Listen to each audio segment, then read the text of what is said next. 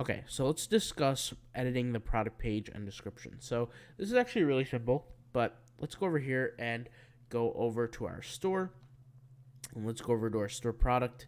Let's select the product. So this is how the general product page will look like. Any kind of contents that you put here is how it will look like. So we can choose to add a widget. So we can add images in our description. We could add blog posts in our description. And this is why actually this is a lot better as a tool as opposed to Shopify, because Shopify just makes you only add product descriptions that are just basic text and image and video, but you can add so much more here, and it's more content based, and Google really likes that when it comes down to SEO, and I noticed that personally. If you want to do some editing on the actual design, let's go ahead and just hit back here. Let's hit save, and then let's go to back. And what we're going to do is we're going to go to layout and styling. And let's hit edit with the builder. So this is general product page look. And so this is kind of how it looks right now. You have the product image, you have the title, you have the pricing, you have the add to cart with some text. Let's go over here to settings. And you could see here we could actually change the design. So if we wanted to, we could change it to this design, which is actually pretty similar to the first one. All this is just a bigger, larger, wider image. I actually like this one. This one looks good for me. We can add the image on the right and the text on the left. Like I said, I like the image on the left. Some non-English speaking languages that read from right to left would utilize an image like this.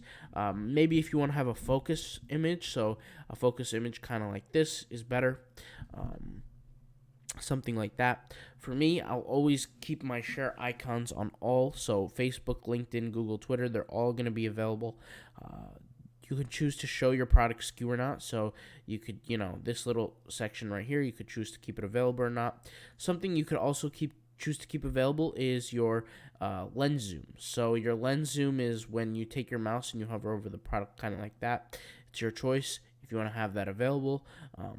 And I'll just kind of reflect and show how that works. So I enabled it right now. Let's hit save changes and let's preview a product. So let's say we want to preview this product. This is kind of how it will look. So once I take my mouse and I hover over the image, you can see here it will look kind of like this. And that's what the zooming kind of looks like. So if there's a feature where you select two product images, kind of looks like that. So let's say this is a normal image. Let's go ahead and view the image. Kind of looks like that.